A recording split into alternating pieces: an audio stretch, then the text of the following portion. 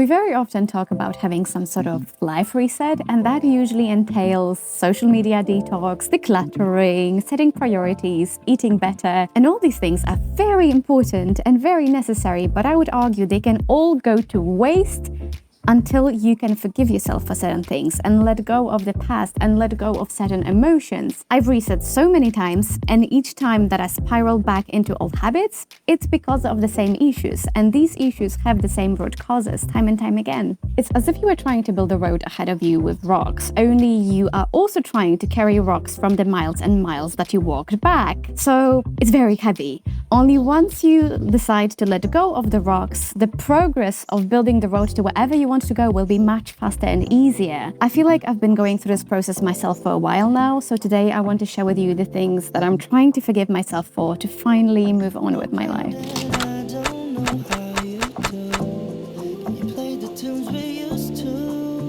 Lady Gaga is one of the world's most renowned artists, known for her talent and creativity, but I feel like very few people know that in her early days, her family had a totally different vision for her career.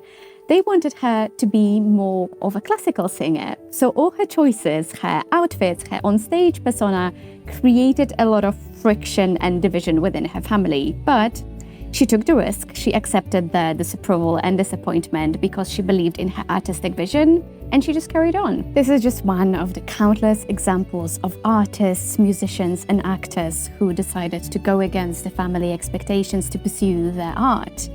They traded the security of respectable careers to chase their craft and to do something that's very uncertain. It sometimes almost feels like the life that we want for ourselves goes against what everybody else wants for us. And then it's almost like choosing your own happiness requires you to lose everything you know and everyone around you, your social group, your religion, the approval of your family, and that's incredibly hard. One of my first jobs required me to travel alone to remote parts of different countries, Peru, Senegal, Kazakhstan. I remember this one time when an organization asked my parents to sign this waiver that said that they would have to pay for the transport of my body back to my home country in case I died during being posted in one of those countries. And that was a lot. And long story short, this is what made me change careers further down the line. But around that time, I definitely felt very strong guilt around prioritizing my own values and aspirations for myself against what my family wanted for me. So if you feel like you are disappointing people around you, you're not the only one.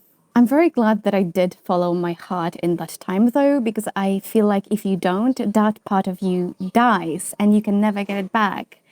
We shouldn't really guilt ourselves into living an inauthentic life because we stop ourselves from having this possibility of following our calling if we have one and giving to the world what we truly have to offer. Moving away from career choices, sometimes we have to make these hard decisions for our own survival. I recently watched this podcast with one of the best yoga teachers in Poland, Magdalena Yoga, and she described a situation where she had to leave her abusive household for her to have a safe future. For years, she tried to persuade her mother to leave her abusive father, but when she wouldn't, she realized that she had to let it go and focus on herself and building her own life and her family, because that was her only chance for safety. Sometimes choosing ourselves means making other people unhappy or even leaving them behind. And sometimes we have to do it for our own safety and survival.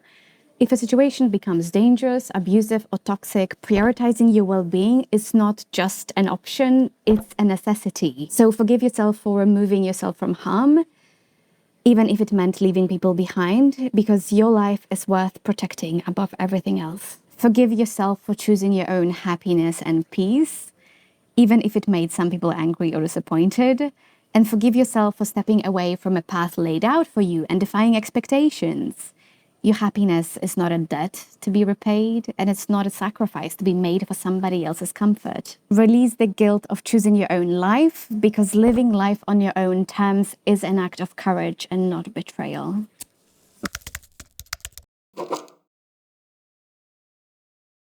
Imagine a diver in a wetsuit with a gas tank all geared up.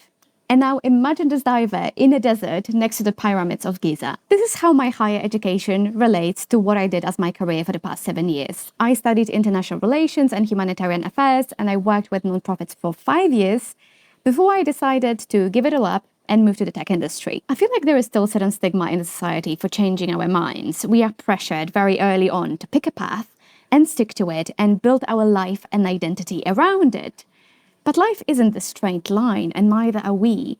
We evolve, and so do our passions, and sometimes the path that we thought is our destiny turns out to be just a detour. And speaking to my peers, I feel like the stakes just keep on getting higher as you get older. So many of my friends say things like, I don't want to be doing this job anymore, but then again, I'm 33, 35, I don't want to have to start from zero again. But the truth is, you are not starting from zero.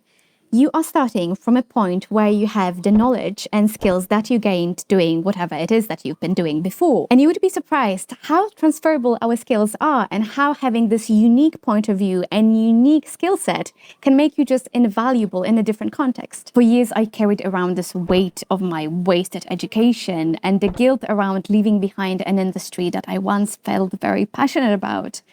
I kept asking myself, was it all for nothing? But the truth is, nothing ever is wasted. Even the experiences that were a bit misaligned shaped us into who we are today. The skills that I gained in human rights, so critical thinking, empathy, complex problem solving, translated into invaluable assets, and they are my framework whatever I do today. Actually, I got my very first job in a creative agency because of my nonprofit background. So there you go. So I'm learning to forgive myself for changing my mind. I'm learning to embrace the fluidity of life. It's okay to outgrow your dreams, to find new ones, and to constantly redefine and refine who you are.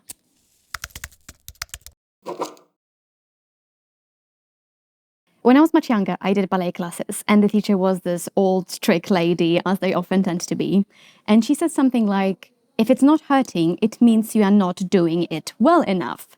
And I took it really to heart, and I applied it to areas of my life where it definitely did not belong. I tried working myself into exhaustion and doing way too much just to prove to myself that I can. I was very strict not only with my actions and my routines, but also with my words. So I would tell myself, if I can't get a top grade, it means I'm not capable enough. If I can't lose weight, it means I'm lazy. If I can't get this gig, it means I'm going to be a failure. And it took me a very long time, way too long, to realize that you can't hate yourself into being a better version of yourself.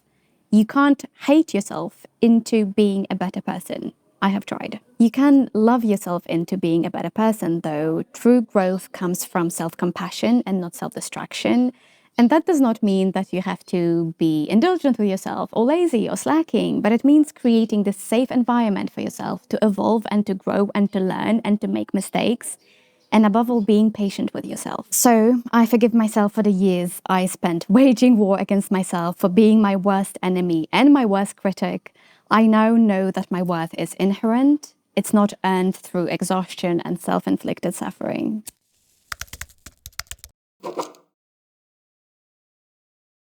Last week, I watched a podcast with Mr. Beast, and Mr. Beast was asked if he could travel in time and say something to his younger self, what would it be? And he said, I would tell myself to invest in Bitcoin. And although that was a joke, that made me reflect on all the things I would tell my younger self. And let's just say that was a long list. Like, I should have known that I have anxious attachment patterns. I should have known that my anxiety and stress responses were completely inadequate to what was going on in my life and very unhealthy. And I mean, forget Bitcoin. I should have gone to therapy years earlier than I actually did. I guess we all have this list of things we wished we had known early on in our lives. And much as I believe in taking ownership of your life and being responsible for everything that you do, I also think it's important to realize the importance of the context that shaped us and the resources we had at our disposal and the people who were around us and who molded us into who we were back then. Like, I did not know I have anxious attachment patterns and anxiety issues because growing up, most people around me had them too. So I thought that's pretty normal.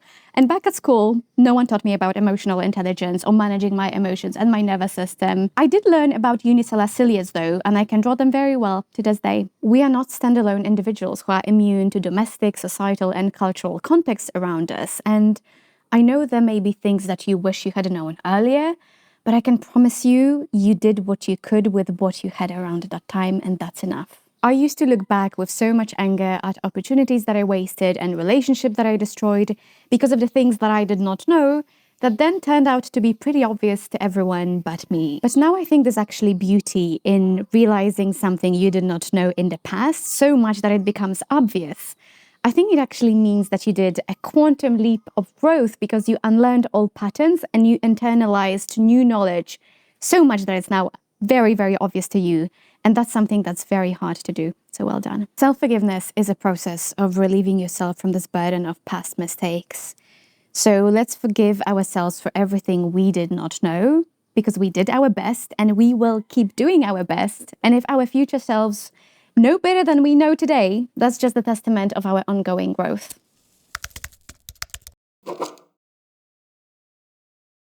We live in a culture that has a toxic relationship with rest. Most of our value as humans is quantified through assets, awards, or Forbes 30 under 30 lists. Your value equals your output. So if you're not producing, you're not valuable. If you're not valuable, you're not worthy. This constant pressure to perform, to perpetually climb the ladder, leaves very little room for reflection or pausing or just human rest. And those who do take a break and step back from this race are often labeled as lazy, lacking ambition, or just wasted potential. I experienced it firsthand when, about a year ago, after 7 years of working in the tech industry, I decided to take a break and to quit without having anything laid out for me, without any backup plan. And at first, I decided to fill my own cup, to take the time to heal and find balance after years of grinding and stressing. I definitely felt the sting of judgment, but I think more importantly, I had this intense internal battle between my need for rest and my fear of falling behind.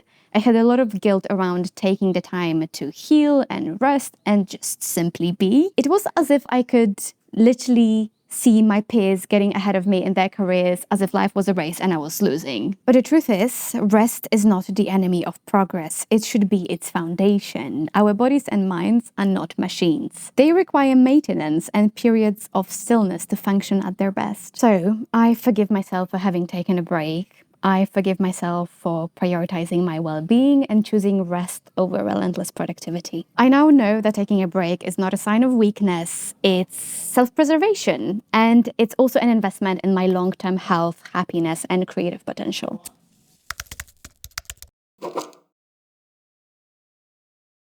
Self-forgiveness is this constant process of releasing the burdens of the past and focusing on the potential of the future.